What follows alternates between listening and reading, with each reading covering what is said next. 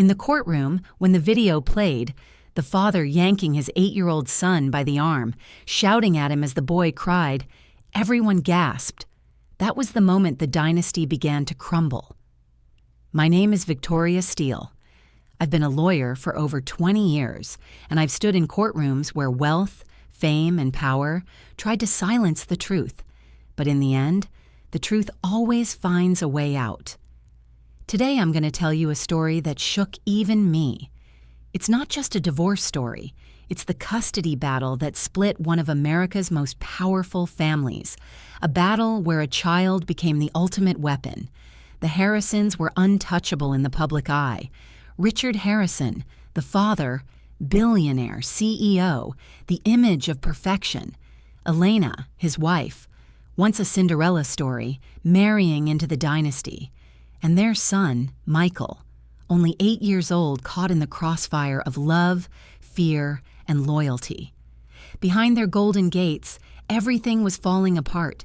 Secrets hidden for decades were about to be dragged into the light. This fight wasn't about money. It wasn't about power. It was about a child's voice, small, fragile, but strong enough to bring down a dynasty. Before we dive in, let me ask you something. Where are you listening from? Are you in the U.S. or somewhere else in the world? And if you're drawn to stories where justice battles against betrayal, make sure you stay with me. Follow along, because trust me, you don't want to miss what comes next. The war began on the front pages of every newspaper. Richard Harrison, the billionaire father, accused his wife of being an unfit mother. He claimed Elena was careless, unstable, too emotional to care for a child. His legal team fed the press a steady stream of stories. Elena forgetting school pickups, Elena leaving Michael with nannies while she attended galas, Elena too distracted to be a real mother. And the headlines followed his script. Powerful father protects his son. Cinderella wife failing at motherhood. It was a perfect narrative for Richard.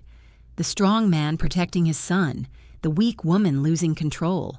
But there was a deeper question no one asked. Why? Why would Richard, a man who had everything, suddenly demand divorce? The answer was not love, it was control. For years, Elena had played the part, the quiet wife, the polished woman who smiled at charity galas, the mother who looked flawless in photographs. But when she discovered his affair with his personal assistant, when she threatened to expose him, Richard panicked. A public scandal could destroy him, not just as a husband, but as a father, as the head of the dynasty. In families like his, image is power. And losing custody of Michael would mean losing more than a child. It would mean weakness, humiliation, a dynasty built on fear suddenly looking fragile. So Richard struck first. He filed for divorce not out of heartbreak, but out of strategy. He accused Elena before she could accuse him. He flipped the story upside down, from guilty husband to protective father. But Elena was not weak, and she refused to stay silent. Her counterattack hit like a bomb. She accused Richard of living a double life. Publicly, a perfect father. Privately, a cruel and violent man. She described nights when he raged in the house, when Michael hid in his room, too scared to come out. The media devoured every word. Talk shows, podcasts, and tabloids turned their story into daily spectacle. And then came the leak. A grainy clip from the mansion's security camera. Richard storming through the living room, shouting, face twisted with fury. He slammed his fist into a glass table, shattering it into shards. And in the corner of the frame, small, silent, almost invisible, stood Michael. 8 years old, eyes wide, frozen in fear, watching his father destroy everything around him. The clip lasted just 40 seconds, but it spread everywhere, replayed millions of times. Each replay cracked the golden image of Richard Harrison. Was he really the protective father he claimed to be? Or was Elena right, that behind the gates of the dynasty, a monster lived in plain sight? For the first time, the dynasty's flawless facade began to crumble. In the Harrison dynasty, loyalty was everything. Generations had survived scandal by one rule: protect the family name at all costs. And in this courtroom, I saw that rule in full force. Richard's parents, his brothers, even distant cousins, they all sat behind him, a wall of support, not for love, but for money. Because Richard wasn't just a father, he was the gatekeeper of billions. And if he lost, they all lost. Elena, my client, sat alone, one woman against an empire. To the family, she was nothing but an outsider, the Cinderella who had overstayed her welcome. The tabloids did the rest. Each morning as I walked into court with her, new headlines waited: Elena drunk at gala, Elena screams at staff, unfit mother. None of it was true. But in cases like these, reputation is as dangerous as evidence. That was when I decided we needed more than words. We needed someone from inside the dynasty's walls. And then, the witness came forward. Her name was Margaret. She had been Michael's nanny years ago when he was just a toddler. I will never forget the silence when I called her to the stand. Richard's lawyers shifted in their seats. They knew what was coming. Her voice trembled as I asked my first question. Margaret, during your time in the Harrison household, did you ever witness an incident that placed Michael in danger? She nodded. Her hands shook. And then the story came out. One summer afternoon, Michael had been left locked inside a car, windows rolled up, sun beating down, for hours. Why? Because Richard was busy entertaining VIP investors at the mansion. Margaret described finding Michael drenched in sweat, his tiny fists banging against the glass, his cries muffled by the sealed doors. She remembered pulling him out, his face pale, his breathing shallow. I asked her, "Did you report this to anyone?" She looked straight at Richard. "Yes," I told the family, and they silenced me, paid me, threatened me. The courtroom erupted. Gasps. Reporters scribbling, fingers flying across keyboards. The judge hammered for order, and I watched the jury. Their eyes no longer looked at Richard with respect. They looked at him with horror. For weeks, Elena had been painted as the villain, but in that moment, the truth had a voice. I turned to my client. Her hands gripped the table. For the first time, I saw fire in her eyes instead of fear. The dynasty wasn't united anymore. It was breaking apart, right here under oath. And Richard knew it. I could see it in his jaw, in the way his fists clenched. The golden empire around him was beginning to collapse. Courtrooms are not theaters. But that day, it felt like one. Every seat was filled, every eye fixed on us, and the tension, you could taste it in the air. I rose from my chair. It was time to put our evidence on the table. "Your Honor," I said, "we present Exhibit 47. The screen lit up with a series of emails. At first glance, they looked harmless. But line by line, the picture grew darker. Michael's teachers writing about his withdrawn behavior, notes about how he flinched when male voices were raised. Then came the photographs, taken by Elena, little things only a mother would notice. A bruise on Michael's wrist, tiny fingernail marks on his own arms, signs of anxiety. And finally, the most devastating piece, Michael's journal. The handwriting was uneven, the words simple, but powerful. "I don't like when Daddy gets mad. He yells too loud. I hide under the bed when he's angry." The courtroom was silent. The jury leaned forward. Even the judge's face softened. But Richard's lawyers weren't finished. They called their own witness, a renowned child psychologist. The man strode confidently to the stand, and with clinical calm, he delivered their counterattack. He claimed Elena had implanted false memories in Michael's mind, that she had coached the boy, manipulated him into believing his father was dangerous. Gasps filled the room. The psychologist even used a chilling phrase, parental alienation. It was a clever move. They wanted the jury to see Elena not as a victim, but as a manipulator, not as a mother protecting her son, but as a woman weaponizing him. I looked at Elena. Her hands shook under the table. I reached over, squeezed them. "Hold on," I whispered. "We're not done." Because we had something else, something Richard didn't know we had. "Your Honor," I said, "the defense would like to present one final piece of evidence." The bailiff dimmed the lights. A new video flickered onto the screen. Security footage, this time from inside Michael's bedroom. The grain was rough, the angle high, but what it showed was undeniable. Richard storming into the room, Michael sitting on his bed, clutching a stuffed toy. The father's voice rose, sharp and cruel. "You embarrass me! Do you hear me?" Michael's shoulders curled. His little hands trembled. Then Richard grabbed him by the arm, yanking him off the bed. The boy cried out. The room gasped as one. A woman in the gallery covered her mouth. The jury looked stricken, horrified. The judge banged the gavel for order, but it was useless. The truth was out. On the screen, Michael's muffled sobs echoed in the silence of the courtroom. And then, nothing. The video ended. For a moment, no one moved. No one breathed. It was as if the entire dynasty had been stripped bare. Outside the courthouse, the media stormed. Headlines screamed across the nation. The perfect father? Or a monster behind closed doors? And I, standing there, heart pounding, knew we had just reached the turning point. The mask was gone. The jury had seen Richard Harrison not as a billionaire, not as a patriarch, but as a man who terrorized his own child. Just when the courtroom thought it had seen everything, the doors opened. An elderly man walked in, slow, deliberate. The entire Harrison family turned their heads, and for the first time I saw fear on Richard's face. It was his father, the patriarch of the dynasty, a man who rarely appeared in public, who almost never stepped inside a courtroom.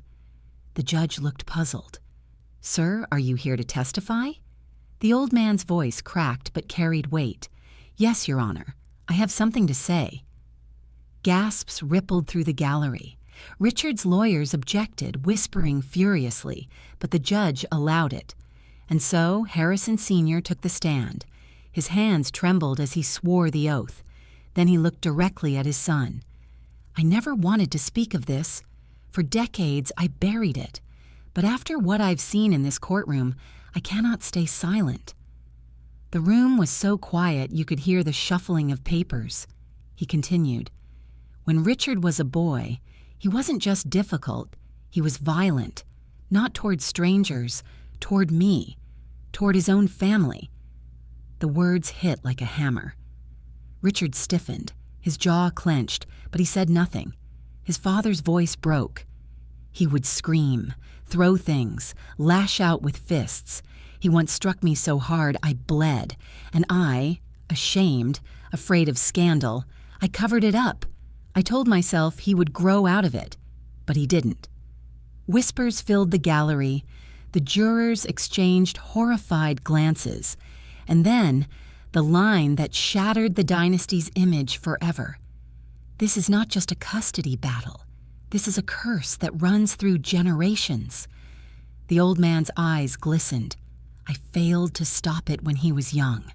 I failed to protect this family from what he became. But I will not fail Michael. Not again." The silence that followed was suffocating. Elena clutched my hand, tears streaming down her face. I had never seen her look stronger, because at that moment, even the patriarch of the dynasty had chosen truth over blood. Richard's lawyers scrambled, shouting objections, but it was useless. The dynasty's perfect mask had been ripped away, not by the press, not by Elena, but by Richard's own father. And I knew, as did everyone in that room, the Harrisons were finished. Their empire of silence had finally collapsed. The trial had lasted weeks.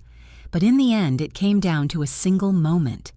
The judge returned, papers in hand, face stern but resolute. The gallery fell silent. Elena's hand gripped mine so tightly, I felt her pulse racing. After careful consideration of the evidence, the judge said, this court awards full custody of Michael Harrison to his mother, Elena Harrison. The father, Richard Harrison, shall retain visitation rights, supervised and subject to the court's discretion. Gasps echoed through the courtroom. Richard sat frozen, his jaw tight, his empire crumbling in silence. The judge wasn't finished. This court further recommends investigation into the Harrison family for knowingly suppressing evidence of domestic abuse. And with that, the gavel struck. It was over. Elena buried her face in her hands, tears spilling freely. Michael, too young to understand the legal language, simply ran into his mother's arms. For the first time in months, she held him without fear of losing him. As for Richard, he remained seated, stone-faced, while cameras outside the courthouse prepared to devour him. The man who once stood untouchable was now nothing more than a broken image. The media headlines the next morning told the story better than I ever could. Justice for Michael. Harrison dynasty under federal investigation. From power to ruin. This was never just a custody battle. It was the unmasking of a dynasty built on silence and fear. And in the end, truth had its day. I looked at Elena and her son as they walked out of the courthouse, hand in hand. The world still watched them, still whispered about them. But for Michael, none of that mattered. What mattered was that he was safe. And as his lawyer, as his mother's defender, I knew this. We hadn't just won a case. We had broken a cycle. The verdict was final, but the storm was only beginning. Outside the courthouse, cameras flashed like lightning. Journalists shouted, microphones thrust forward, as if the world itself had been waiting for this fall. The headlines were merciless. The custody battle that destroyed a dynasty. From power to shame, the Harrisons exposed. Across the globe, from New York to London to Hong Kong, the story dominated the news cycle. The empire that once symbolized wealth and strength was now synonymous with secrets, silence, and abuse. Elena held Michael's hand as they left the courtroom. She had won, yes, but victory in court did not mean peace outside it, because while the law stood with her, the dynasty did not. The Harrisons turned inward, branding her a traitor, a woman who had betrayed the family. Whispers followed her everywhere, in restaurants, in schools, even at church. She was the woman who dared to stand against the golden name, and for that, she would never be forgiven. And yet, she carried on, because at her side was Michael. Too young to understand the scale of it all, but old enough to know one thing. His voice had finally been heard. The boy who once wrote in a secret journal, "I hide under the bed when Daddy's angry," had now become something larger than himself. He became a symbol. Reporters called him the child who brought down a dynasty. Activists called him proof that even the smallest voice can topple the tallest walls. To me, he was simply Michael, a child who wanted to laugh again, to play again, to sleep without fear. But in his innocence, he carried a message greater than any courtroom speech. Truth over power, a child's voice over a dynasty's silence, and justice, at last, over betrayal.